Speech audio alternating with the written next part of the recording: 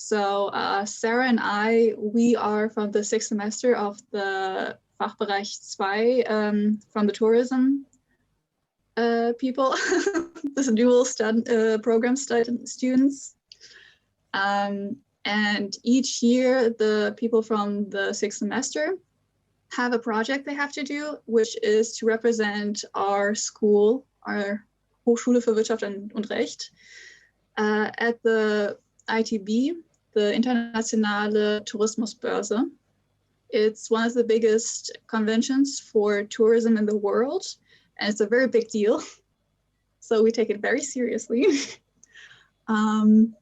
Yes, and each year we have a slightly different theme. This year it's future tourism, with the specific words also changeable, digital, and sustainable. So that's the topics that we decided to focus on. And because we represent our school, we also want to show different parts of our school, which is why I'm here with you guys today to show the queer AStA and another part of our school. I think that's very important. So yeah, do you have any questions for me for now? Okay. For now, I'm happy. Yeah. For now, I'm completely happy, so no questions. Okay. So then, just to get things going for now, I have a few questions to get a discussion going.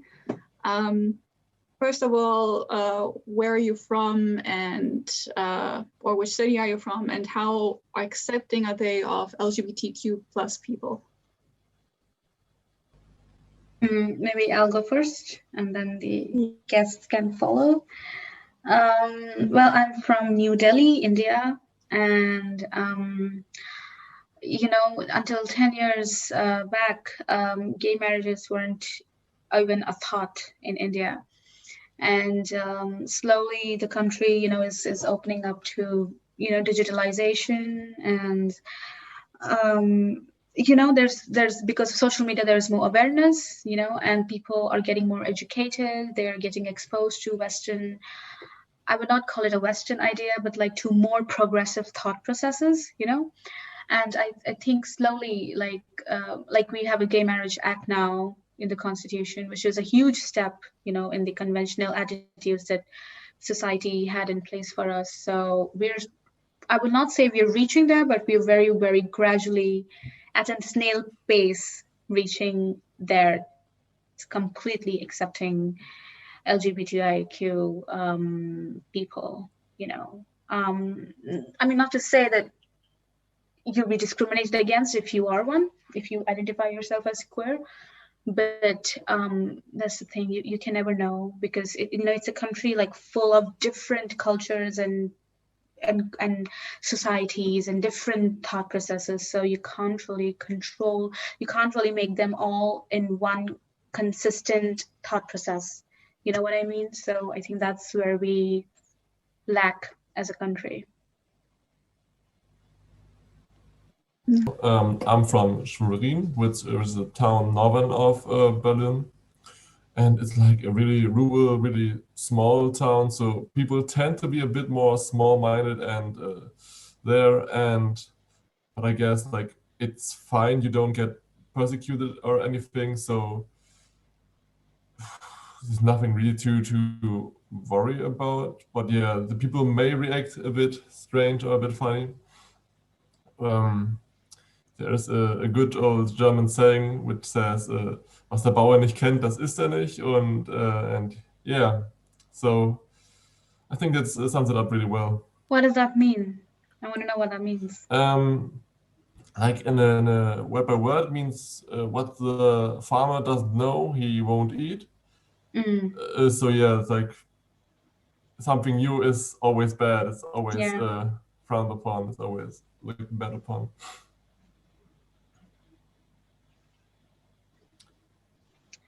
Jerome, you want to go next, maybe? Yes. I come originally from Saarland, and I grew up in a mid-sized town with 25,000 inhabitants. And as I'm probably the oldest of us here, I would say it has pretty much evolved in a way. People are more open now than they were 20 years ago. And now it's also the gay marriage has been legally approved, which was a big step, I think, and nobody thought of it 20 years ago.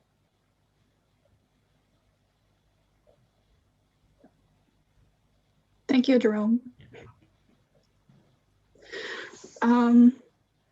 Yeah, so since I've already gathered that not everybody's from Berlin, can you tell me how has it been to move to a different place with a queer identity to find a place to study or to work?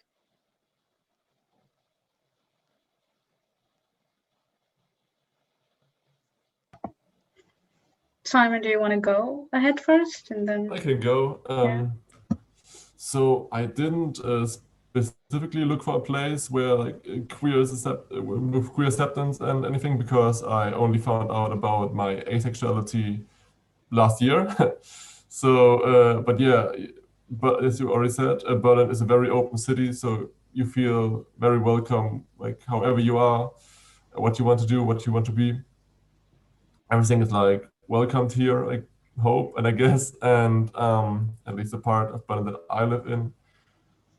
And yeah, so I think it's a very good place to live here. It's broadened my view on things. From living in Schwerin, I became much more open-minded and much more tolerant of everything I see and everything that happens around me.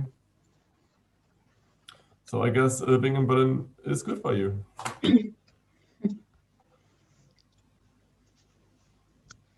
Yeah, well, personally, firstly, I don't identify myself as queer. I'm actually straight, unfortunately.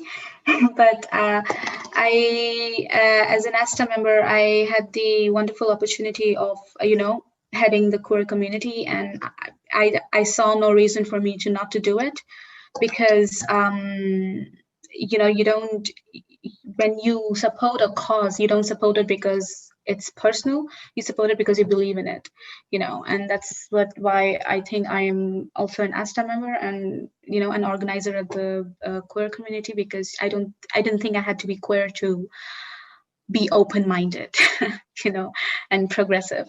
So yeah, that's why I think I was always like that. I have always been like that because I grew up in that environment where my sister is bisexual, my cousin is a lesbian, and I don't see these things as something different, something off. I always grew up in that open environment, so I can never really say that I saw small-minded people around me, or people who didn't accept this, because that would not be true.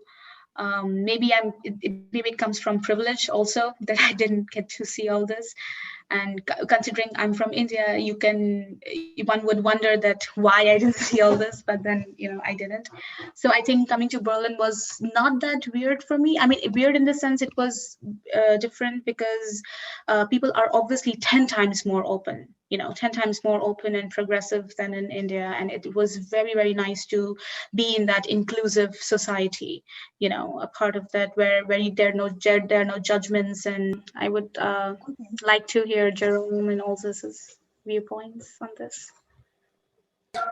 I'm actually from Kazakhstan, but my life has been connected with a lot of moving, and I'm currently not in Berlin.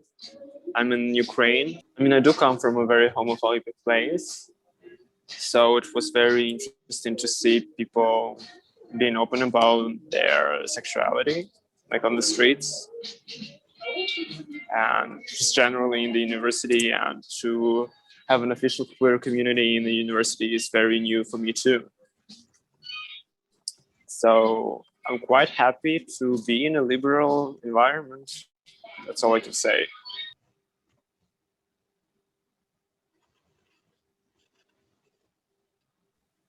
Thank you very much.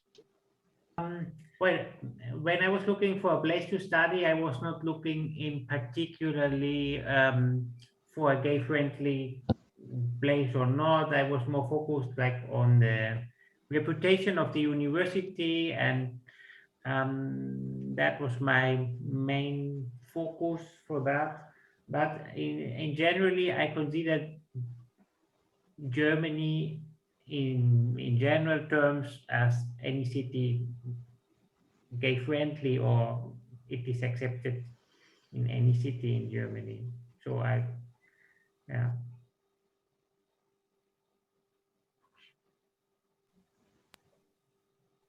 All right, thank you, Jerome. Then the next question I have for you guys, would you suggest your hometown to LGBTQ plus tourists?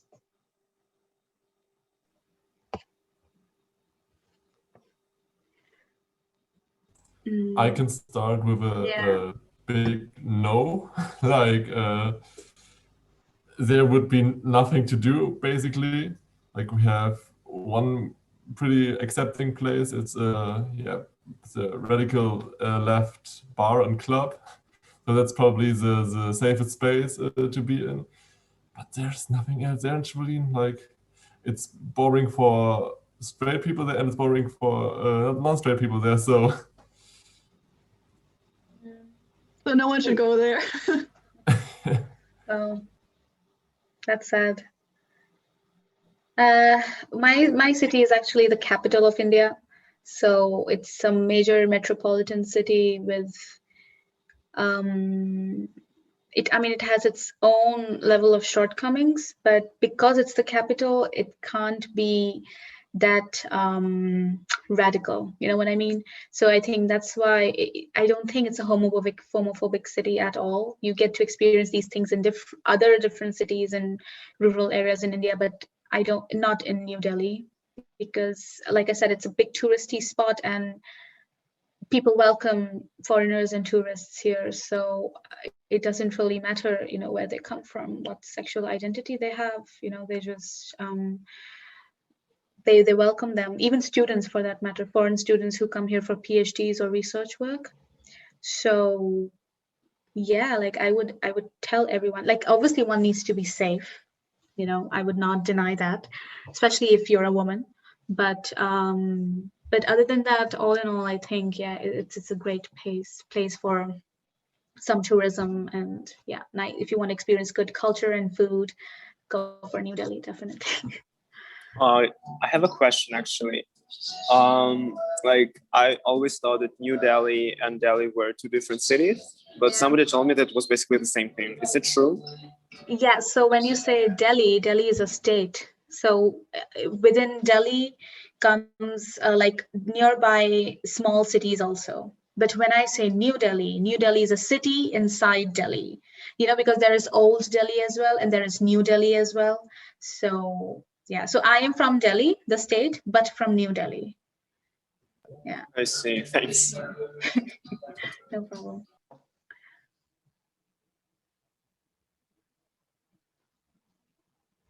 Maybe also you can go next and tell us. Sure. So, I mean, the last 1.5 years I've spent in the Ukraine, in Kiev, but I come from AStA, Kazakhstan. So I would recommend AStA to queer tourists. I would just recommend visiting Kazakhstan to anybody, but I guess one should hide their true identity, except for, you know, like those trashy gay bars where people go and it's just a bunch of sugar daddies, a bunch of like young men who are trying to either get those sugar daddies, or they're just trying to dance to Lady Gaga or something, you know, like the basic gay club, like, you know, the gay club that you see in an American movie about the 1960s, about the Stonewall, about everything that. Yes, but it's pretty cool there. Like you can see the mountains, you can see a lot of like traditional stuff, a lot of cultural identity, and I would say the same thing about Kiev, although there is much more queer spaces to hang out at. But again, all the gay clubs, I mean, there is a gay-friendly club that is actually good. It's like Brookhain, but make it Eastern European. Not everybody likes techno. And there is the basic gay club, which is just horrendous. It's like very bad. People go there. And would anybody else like to share? Yeah, I'd like to point out that in Delhi, we don't have gay bars. In fact, in India, I don't think we have gay bars at all. So that's one thing that like we don't have, because like I said, like 10 years back, it's like the whole concept of gays and homosexuals and like, you know, gay marriages it's a totally Western concept for us, like a totally alien concept. You know, we couldn't even agree. So I think that's also one thing that we don't have here. We don't have in India gay bars at all. Yeah.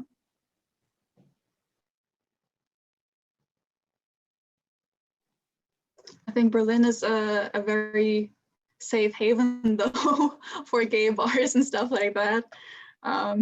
I mean, of course, there's also a few others like Amsterdam. That's just heaven, I think. Yeah.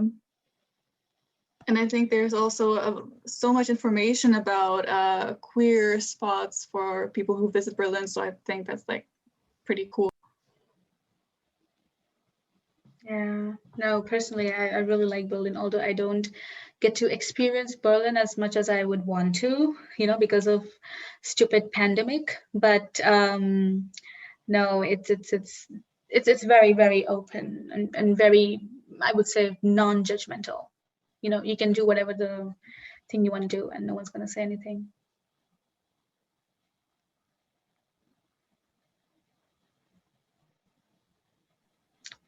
Would anyone like to add to that? I don't like Berlin. No? Why No, not? I don't like it. It's Berlin. I mean, I don't like the stereotypical Berlin. I like the city, but I don't like the myth, I don't know, not the vibe, but rather the association people have with it. You know what I is mean? the stereotype? What is the stereotype?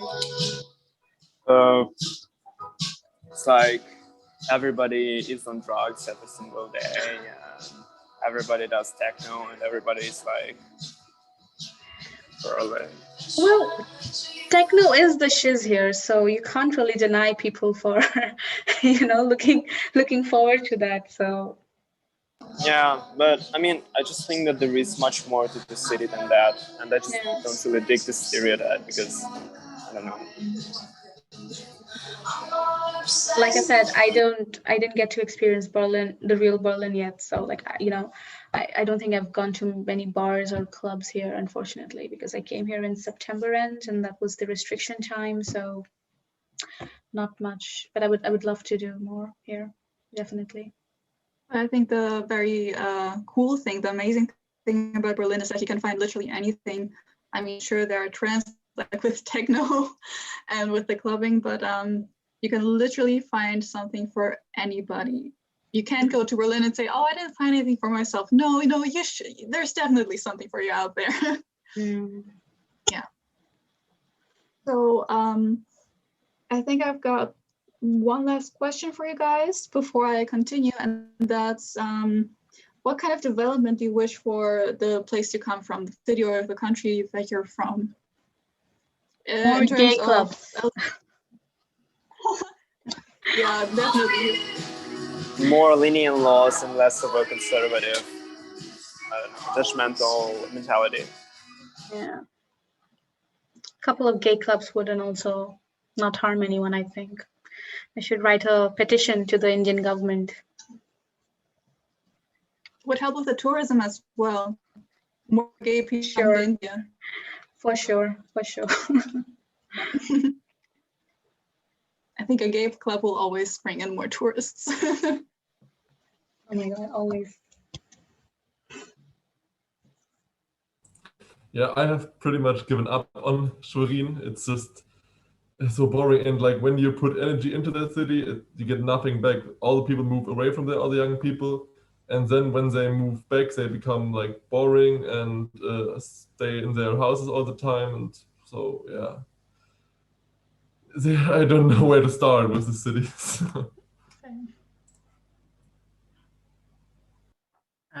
Well, I would agree for my hometown on what Simon said. I kind of gave up on this city as well.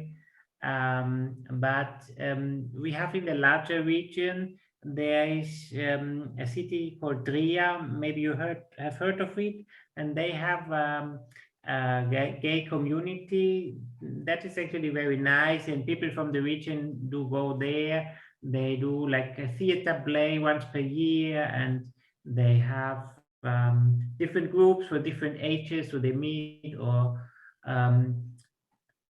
and that is an institution, or in Germany we would say it is a Verein. That is very nice, and they have very nice offers, and I think that would be good to have something like that in more cities and in smaller cities as well. And probably this kind of organization gives support, especially for young people and teenagers, to integrate them when they are lost or they have questions. Nobody in their family can help them, and they find friends and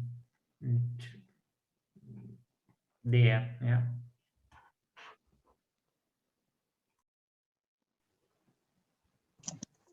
That's really nice.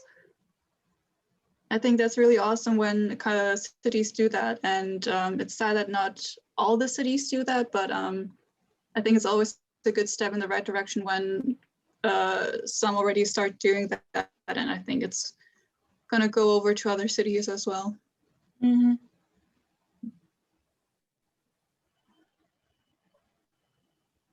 So would anyone like to add something to that?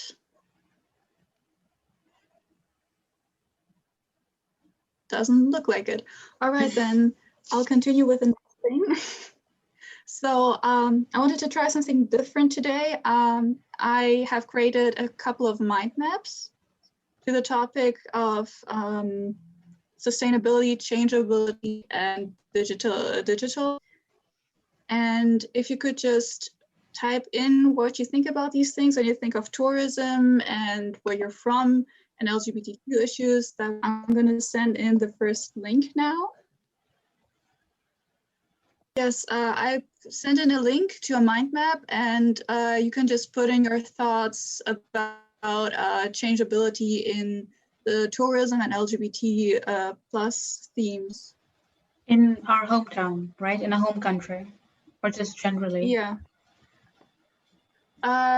Generally, still specific to the HVA. Sorry, I should have mentioned that. Specific to the HVA, what issues or what themes, what you can just think of for the topic of changeable. Also pertaining to tourism and LGBTQ issues. Just anything you can think of.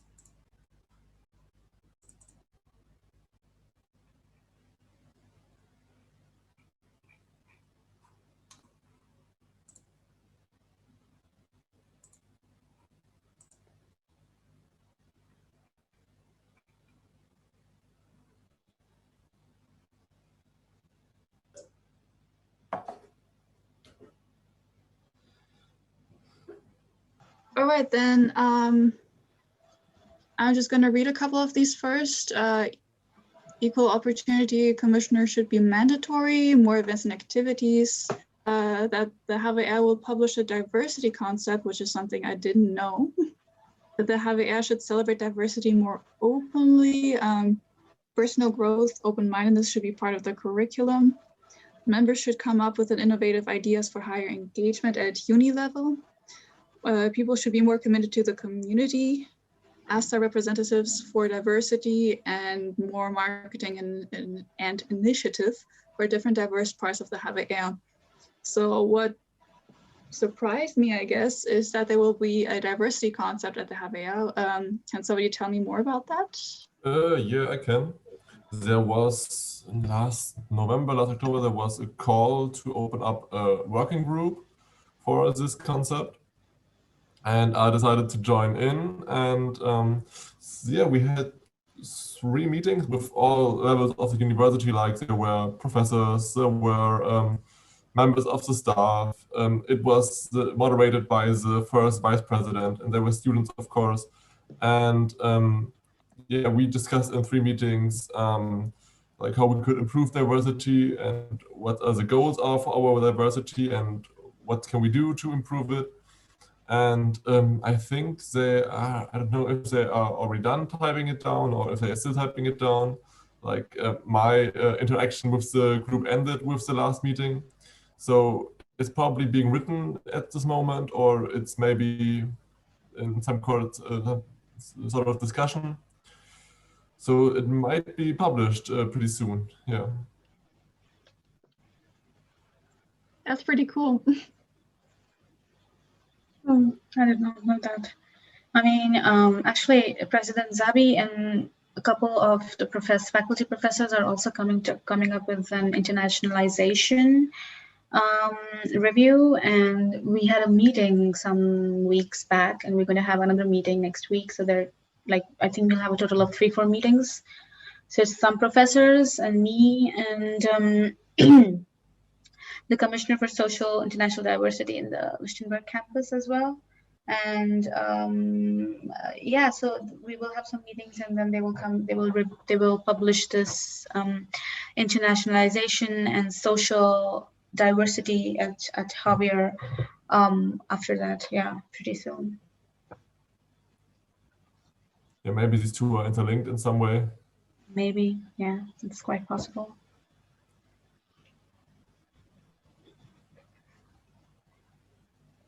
I'm really interested for this AStA representatives for diversity. What does this mean? Yeah, I was the one who wrote it in because I thought that isn't there a AStA representative for most things and also diversity? Yeah, because, social and international diversity. Yeah, and I don't know much about it, but I thought that was pretty cool, and I thought maybe somebody else knew about it. Maybe they can tell you something. So you mean to say, like, you want more people to know about this, or you want, but then like the AStA is like I am actually the representative for social international diversity at AStA. So that's why I wanted to know. I was like, what does this mean exactly? So like I remember, like in the beginning of before the beginning of every semester, they put out, you know, the titles, the representatives for each area, and for people to nominate themselves, you know, for the elections. Maybe because of, you know, COVID and pandemic, the past couple of semesters, they weren't able to reach the students that well, you know. But I can understand why people would not know about it, because everyone is so busy with their classes and no one wants to, no one has the zeal to be, you know, involved in uni events and something like that. So I don't know. And I think the Equal Opportunity Commissioner is something along those lines as well. I mean, a different position has something to do with something also different, but kind of, you know, the same direction. Who put that in?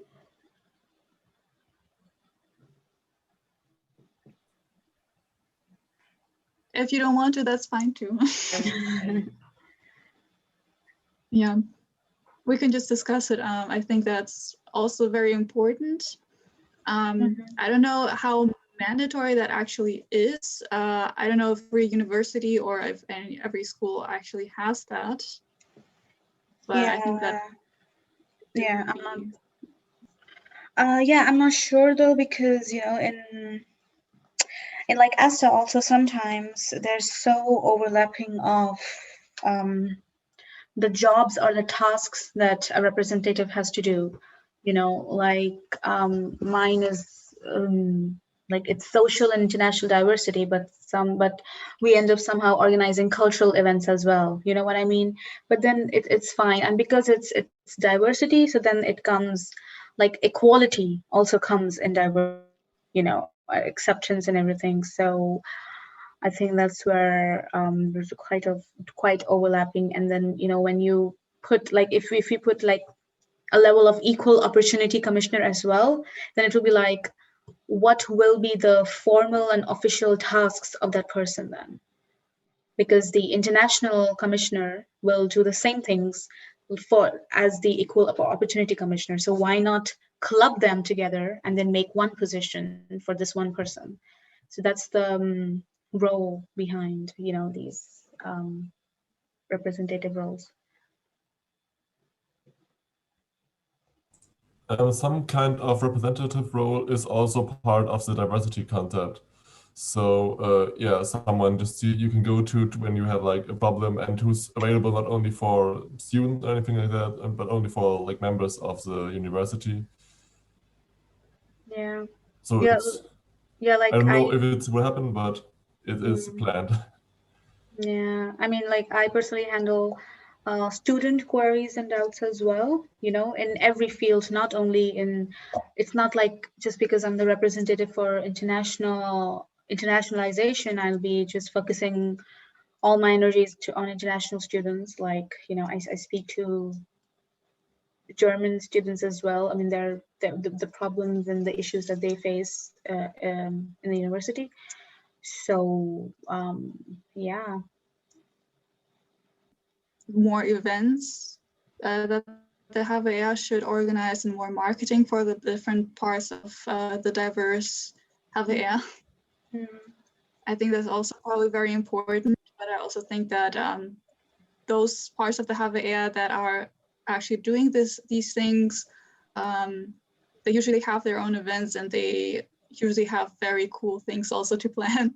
So I don't know how the HVA would be able to improve that. How would they be able to add to that? Maybe I'm just a bit short-sighted here. I mean, well, but if I can only speak for the queer community, because that's something that I handle, and we're also thinking about doing something for the international student body, but personally what I felt in the past one semester as being an AStA member is that we are able to organize events online as much as our capacity allows us to, because it's digital and it's very hard for, Javier is a university of 1,100 students. Like we want to do something, but then we don't get as much engagement as we would like to. So then that just kind of bumps you out, like what are we doing? And Florian started this community like last summer.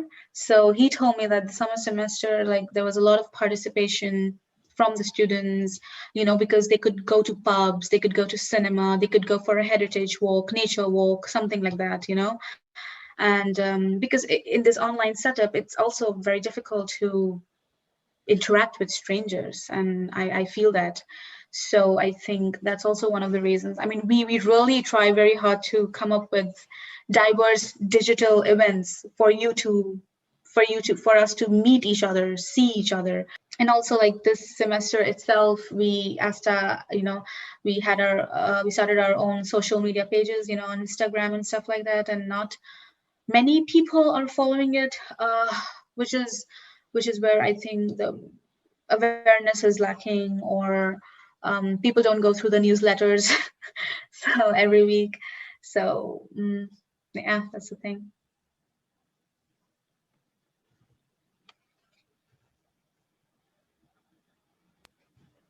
All right, I think we've talked about most things here that have been written down. Would anybody like to specifically talk about something else on here, or can we move?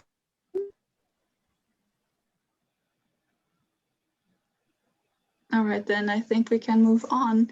The topic is the HVR, also LGBT issues and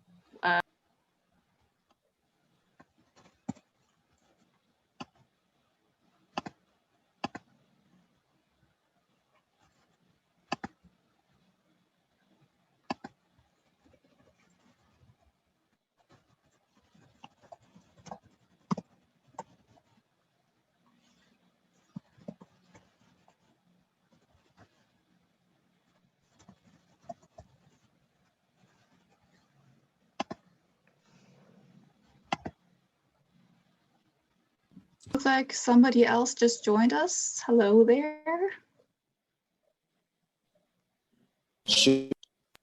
I invited Julian. Is it Julian? Hello? Yes, hello. Hi, Julian.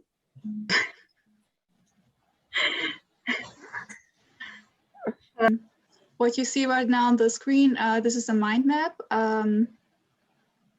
And you can basically add all your thoughts that you have to the topic of sustainability in the HVR, and also with the topic of diversity, with the topic of LGBTQ issues, like anything you can think of. And we're also not limiting the word sustainability. It can be social sustainability, ecological, or economic.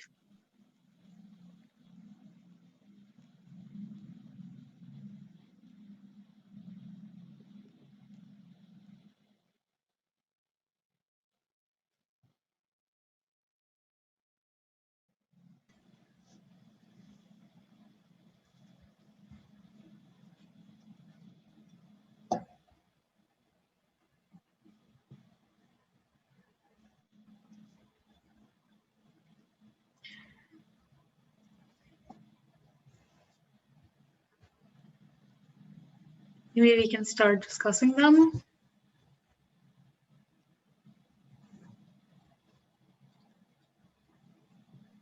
Yeah, if nobody else has anything to add, if everybody has put something in wanted to, then I think we can start. Anybody has something left to write? Doesn't look like it. All right, then we can start. So I'm just gonna read them first. I did this with the last mind map as well. Yes, there are sustainability concepts. Spaces for students to meet can be improved in campus Lichtenberg. Yeah, definitely. Mental health and counseling at the HVR. Getting more importance topic. Trending topics are getting more attention. Internal motivation versus legal requirements. Reducing waste. Studies leaving a lasting effect. More marketing for these projects. Ideas. More awareness. Yeah, that seems to be it. So I actually don't know if there's a sustainability concept. Does anybody know? There is a commissioner for sustainability at AStA, and we do have a sustainability club if you want to join in, you know.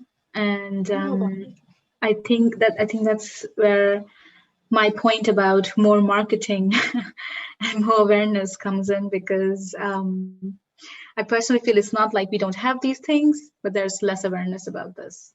You know, and it's like, I don't know, maybe students are not motivated enough to read the newsletters, because we practically put everything on the newsletters. You know, there's even a pandemic committee, you know, that updates students about the happenings of the pandemic and how it affects the university, the students and everything, and works on that. So I'm not even sure people know about that, to be very honest. But then, you know, that just shows to prove that there are many of these things happening, but then students are just not aware.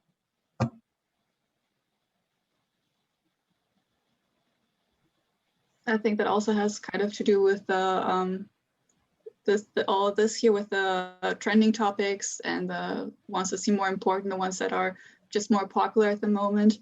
because right now the attention of the students is probably somewhere else entirely. Or if it's not, then they probably just don't feel like diverting their attention to that right now. It also has probably something to do with just being very tired of everything, which I can also kind of understand, especially with the situation now. I mean, when you're a student, there's so many things to worry about, and then you're also in the middle of a pandemic. So how much of your time, how much of your energy do you want to avert to this?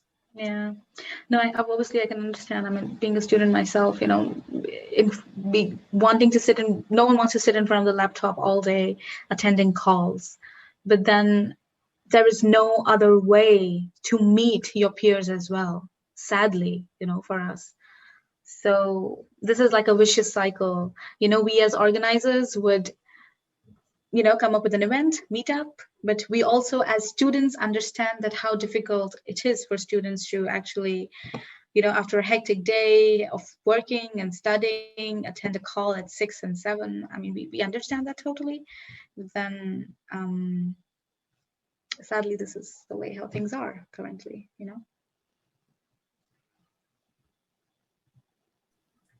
I think it is also a question, what is marketing and what do they really live? Like the sustainability, is it only a marketing, so other universities have it, so they must have it? Or is it really an issue, they want to improve things in a sustainable way? And I think a bit the same applies. Before we had the diversity concept, it is a bit the same, I think. Do we really want to be a diverse school, or do we only want to have a concept for advertisement? We have it.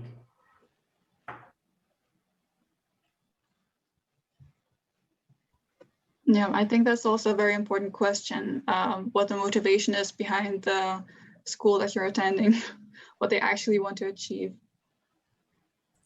Yeah, there at least has to be like a commitment from the higher levels of the university, like there has been with the diversity concept. Yeah, that also comes partly because of what of what the college goals are, you know, because Javier is like an international university. It accepts international people in its program, and the programs there's so many programs which has like you know, these programs who are solely in English, you know, they're English learning programs, and that's actually kind of great because you don't experience that in other universities in other part of Germany. So I think it's also because of Berlin and you know, the reputation of the university, I feel. I think that the HVA, to me at least, seems quite sincere in their efforts. I also saw when, because I'm also in the HVA politics a little bit in there. I'm in a few, I'm in a commission, and we once had a meeting about a new master program that is supposed to be about digitalization, and it's supposed to be like an engineer master program. And to them, it was important that there was an actual use for it, that people actually learn something, because even programs that are supposed to be like very progressive or anything tend to still be kind of, they fall flat because it's just not anything new that you learn there. It's just not that it's interesting. And for them, it was very important that there was an actual merit to that, that the students are actually like open to be there, that they can be accepted into that program, despite any other characteristics that they may have, like no characteristics, factors.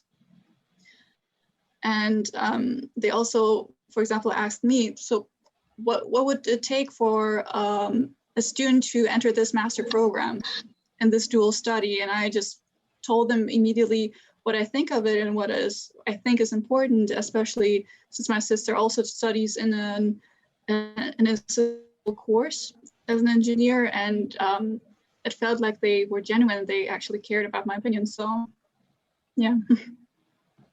And I mean, I'm also doing this project right now, so I think it shows that they actually do care. That's why I'm doing this right now.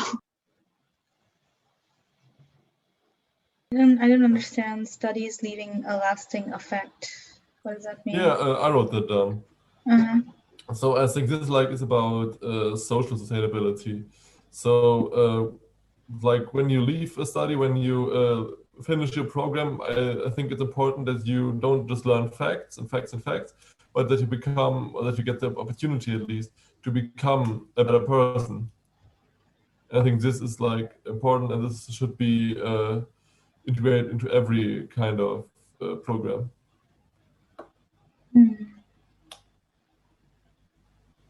I also read reducing waste in here.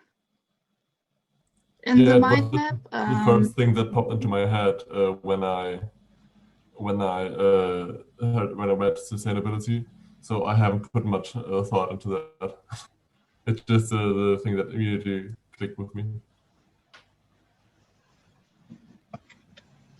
Well, there's a lot of waste that is created at a university. Like we all know that. For example, all the essays and all our scientific papers that we have to submit. I mean, we always have to print them out and then also give a USB stick or a CD with the digital version on it as well. I mean, it's a lot of space and paper and ink and digital space that is just kind of being wasted. I mean, you can't buy a USB stick for less than 4 or 8 gigabytes anyway, and then you have an essay or a scientific paper that you have to submit, and it's not even 1 gigabyte big. So that's just very wasteful, and you're never getting that back. Exactly. And it doesn't get better in like in my field of study in like informatics and stuff like that. So we actually had our first programming exam. We had to program on paper. So it's bad. It's really bad.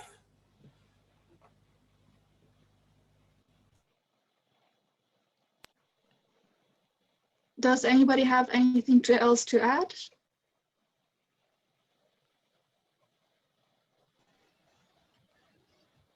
Doesn't look like it. Just one question I didn't quite get. What are we discussing right now? Right, sorry. See the intro or hear the intro. I'm so sorry. Basically, this is for my and Sarah's project. We are from FB2 Tourism, and our project is to represent the HVR at a convention digitally. We basically show different parts of the HVR and how diverse it is and stuff like that. So that's why I wanted to show the queer AStA.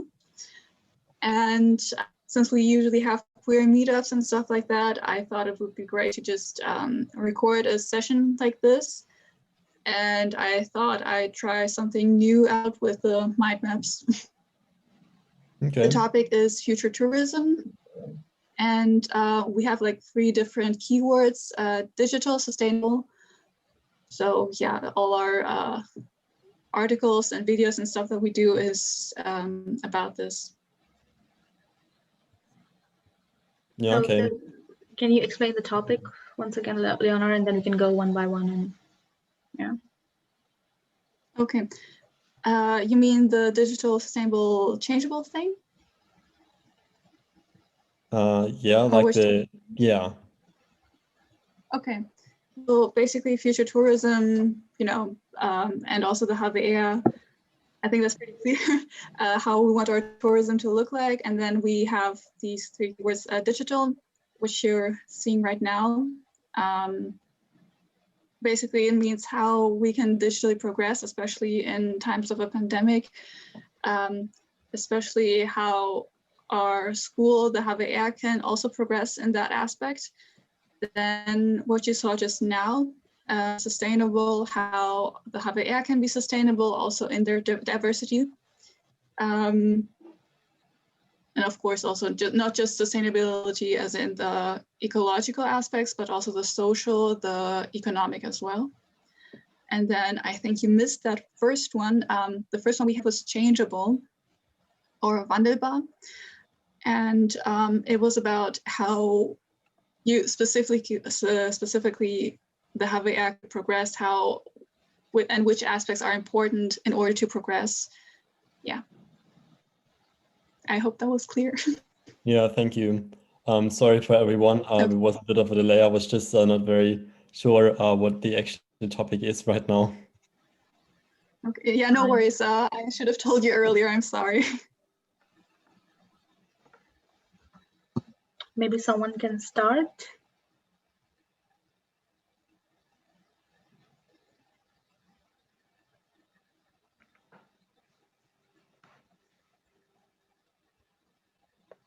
Okay, I'll go.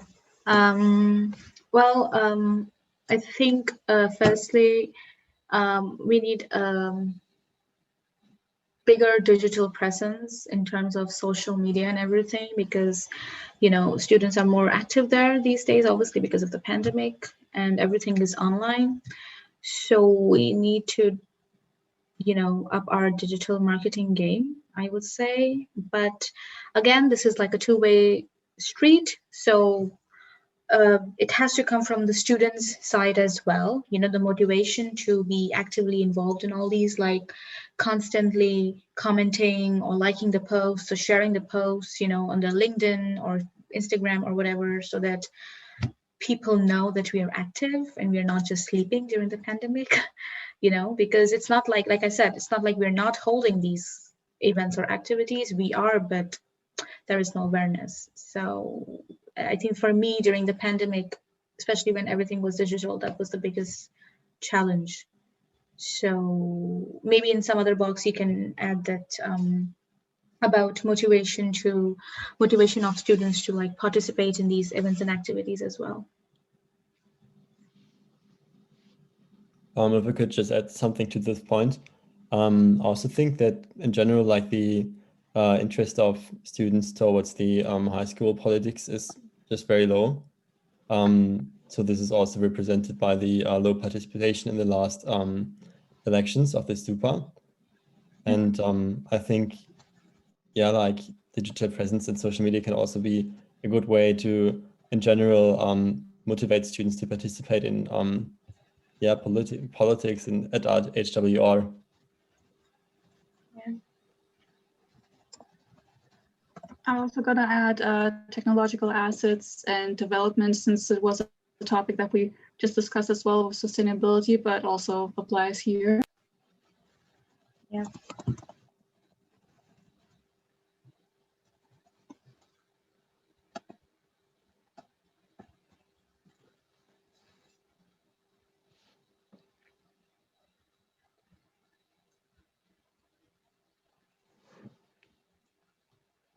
I think a part that's generally also a part of the digital part are these meetups that, like the queer AStA meetup that we have right now.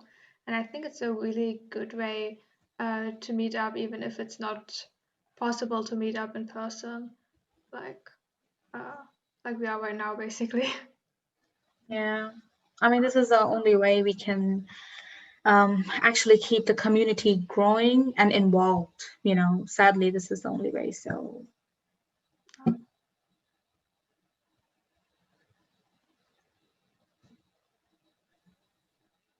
But I think that's also a testament to how we do live in a time where it's at least possible. I mean, maybe 5 years ago, that probably wouldn't even be possible. I mean, about a year ago when all this started, all the connections broke down and it was very hard to even get into a Zoom meeting with 5 people. Everybody suddenly had to go into one. Yeah. But we're at a stage where technological development is easier to do. It's more possible to get these things going, to get it all fixed. And so now we are at least able to hold a Zoom meeting. Yeah, so that I probably wouldn't have been possible 5 years ago. I also just added the point digital communication. because I think that it's also quite important in digital ages that like the communication or that the digital communication improves, especially during a pandemic like this, so that students don't, isolate themselves and don't get lost, especially in the first semester, but they can easily connect with other students.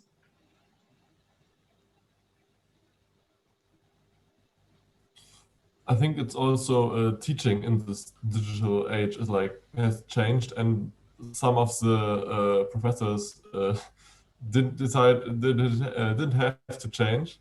So like at the beginning of the pandemic, we had some people that tried to change their style of teaching, and now especially in the last semester, we had some really good examples that did like more asynchronous kind of teaching, but we still have professors that decide, okay, I can talk for 3 hours in a Zoom meeting or in a big button meeting, and everyone will listen up to me. And we can do it just the same as I did 30 years ago, and it just doesn't work out at the most points.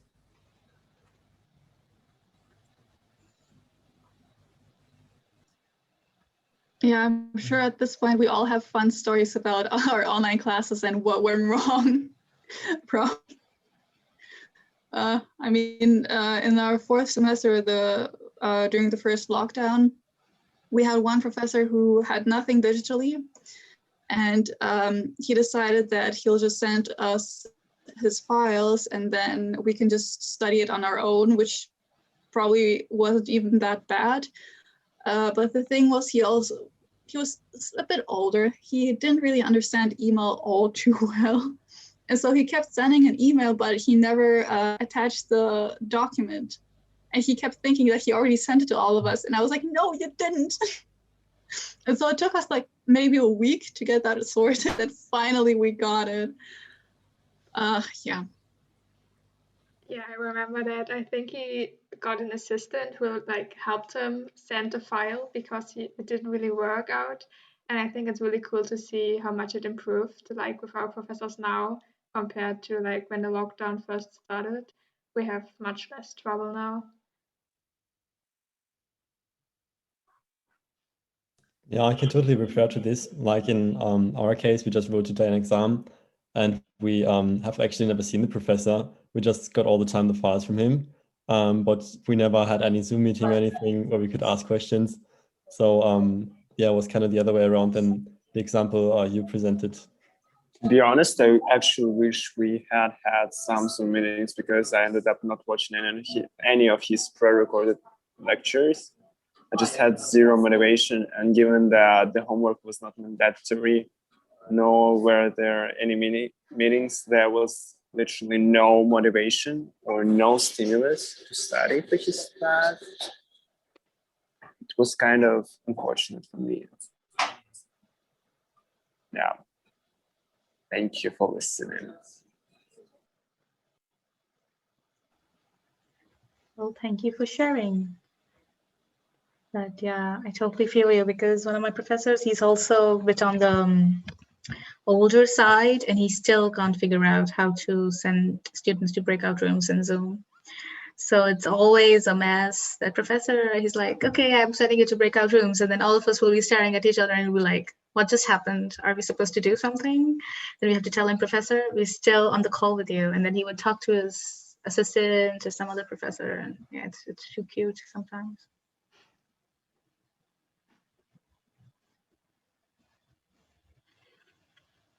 Any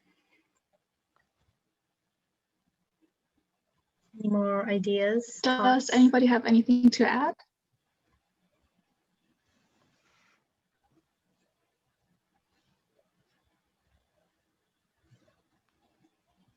I think a lot of topics that we talked about today are also part of the topic of digitalization and stuff like that. I mean, literally everything, there's no way around it. We have no choice. Great. All right, if there's nothing more to add, then I'd probably leave it here. And Hold on, I'm just going to stop this real quick. Yeah. So first of all, I want to thank you guys for coming. I'm really happy that this ended up working out and that it worked as well as it could. And I guess I just want to make sure that everybody has had the possibility to say what they wanted to say. Nobody has anything to add, or do they? Just making sure. I would just like to thank Leonora and Sarah for, hosting this event and coming up with the idea to, organize an event. And thank you guys for joining in. I know it's not a big audience, but also especially when he's in Ukraine right now, I like the dedication. Thank you. And everyone, Jerome, Julian, Simon, also thank you for joining in. It was a pleasure meeting you guys. Yeah, I completely agree. Well, not agree. I don't have the English expression for that, but basically I'm on board with the statement. That's correct. I was really happy to hear your thoughts and to be able to interact and discuss with you guys. Yes, and if nobody has anything to add, then I'll wish everybody a nice evening. I hope that anybody who has any exams left will be able to write them or send them successfully. And I wish everybody the best. Yeah, thank you guys.